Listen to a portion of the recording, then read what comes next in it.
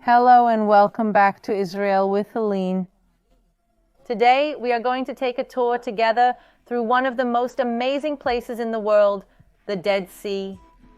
We will travel through the Judean desert and visit the lowest place on the planet, float in these amazing waters, and learn about the boulders and their relationship with biblical prophecies. So let's hit the road and travel to the Dead Sea, which is less than an hour away from here in Jerusalem. So if you are ready, let's get started.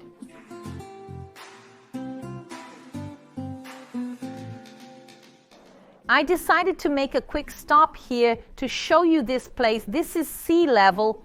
I mean, we are literally at sea level here, and we will keep going down. We will go from here to the Dead Sea, which is 430 meters below sea level, the deepest place on the planet. But before that, I want to show you our friend here. Let's go. And as a good friend, couldn't come empty-handed, so I brought a little carrot for our friend. This is one of the many camels that belong to the Bedouin community. Do you want a little kiss too? That belongs to the Bedouin community. They are Arabs, Muslims, nomads who live here in the desert, and many of them still have camels to this day. So you can see here one of their camels that you can come and ride around the desert. But all right, folks, let's continue our tour now. We are arriving at the Dead Sea, and the Dead Sea is actually not a sea, but a lake of extremely salty water, and it borders between Israel and Jordan. We've arrived, folks. We just got to the hotel zone of the Dead Sea. These beaches are called the beaches of En Bokek. I changed my outfit to be able to get in the water, but now here in Israel, it's winter. It's around 25 degrees here today. So let's now go together into the water. Let's go. And the first thing we notice is that there is a thin layer of sand, but underneath that the entire ground is made of salt, and there are even these huge salt stones here that we find everywhere. And that's because the Dead Sea has 10 times more concentration than the Mediterranean Sea and the other seas, and this makes the water so dense that we float on it. And the amount of minerals in the water, it creates these salt plates that even look like mini islands. And the salt from the water also crystallizes on everything that goes in. So anything that goes into the Dead Sea, after a few weeks, will start to create a layer of salt around it. Look at the transparency of the water, folks. As you can see, I am literally now standing in the water without my feet touching the ground. I mean, we really can't sink in this sea here.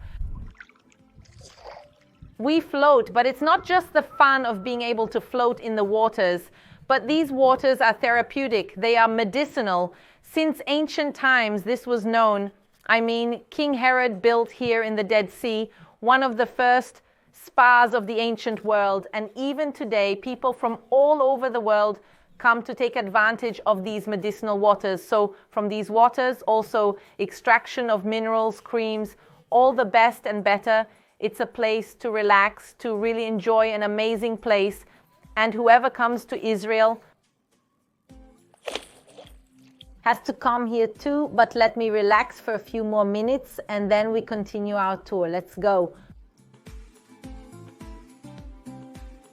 But why is this beautiful place called the Dead Sea? Because there is no life inside this water. Fish, animals, and plants can't survive because of the amount of minerals. But in reality, this is not the name of the place.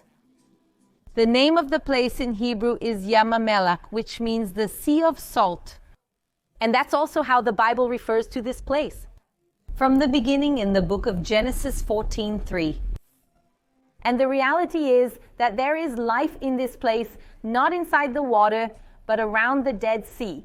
And that's what we're going to explore together now.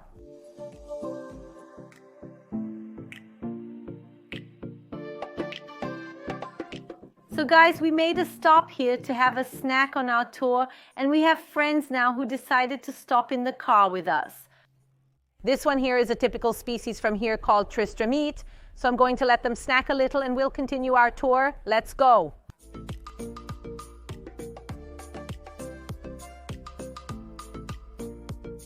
And here in the middle of the Judean desert, we find this date plantation as far as the eye can see. You must have heard the expression that says that the land of Israel is flowing with milk and honey. But the honey that the Bible refers to is not bee honey, but date honey, which is this concentrated extract taken from 100% dates that the consistency reminds us of bee honey. And all of this is directly connected to the life of John the Baptist, who lived here in the Judean desert. And as it is told in Matthew chapter 3, he also ate wild honey, which is another name for date honey. And when we get here and see these gigantic plantations, see how many dates really come out of here, the land of Israel, manna, milk, and date honey.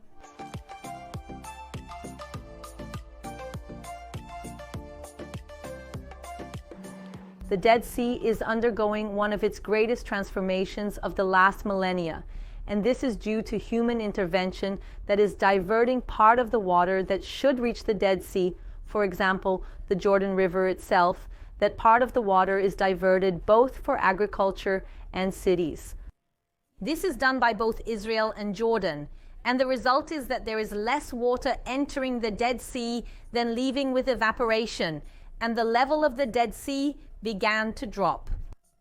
It drops nowadays, folks, 1 meter per year, which is a lot, folks, every year 1 meter. And where I am standing now was the old road, and right next to it was the Dead Sea. And we can see how it is receding, receding, receding, and moving away from us more and more. And this creates an extraordinary phenomenon called sinkholes, which are these huge craters here by the Dead Sea. But how does this happen? There is fresh water running here underground. It comes from the direction of the mountains and runs to the Dead Sea. But since the Dead Sea is receding, it is leaving this whole area full of dirt, mud, and a lot of salt. And when this fresh water passes, it dissolves the salt within it and takes it to the Dead Sea, creating gaps within this earth. These gaps keep growing, growing, growing until they create gigantic underground craters, and they collapse, creating here the sinkholes. This one here, folks, is small. The largest one found so far is 26 meters deep. The sinkholes only started to appear in the 70s, and in just over 50 years, more than 6,000 have been created. The Dead Sea area is now filled with sinkholes. But one surprising thing is that this is happening practically only on the Israeli side. On the Jordanian side, there are 5 sinkholes, and here on the Israeli side, more than 6,000. Each of these 6,000 sinkholes is different from the other.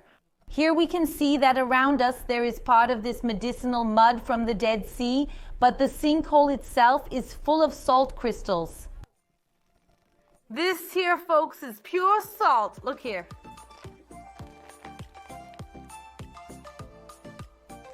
To show you the power of the sinkhole phenomenon, look here behind this entire road collapsed, and not only it, we see here on the side also a date plantation that had to be abandoned because of this phenomenon. And you can see that when you stop irrigating here in the middle of the desert, this is what happens.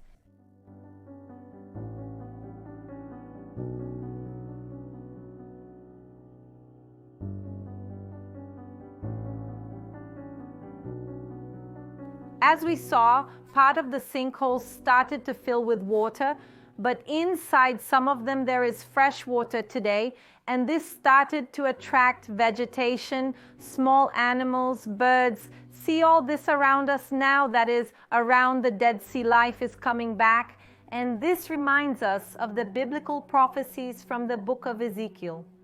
These waters flow to the east towards the eastern region, descending to Arabah, to the Jordan River Valley, reaching the Dead Sea. And when they enter the salty waters, they will become fresh and healthy. Wherever the river goes, there will be all kinds of animals and fish.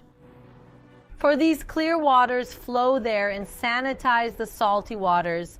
so that wherever the river passes, everything will gain life.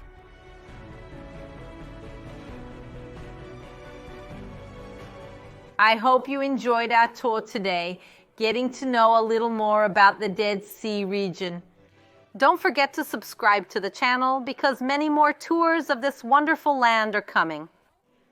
A kiss, shalom, and see you next time.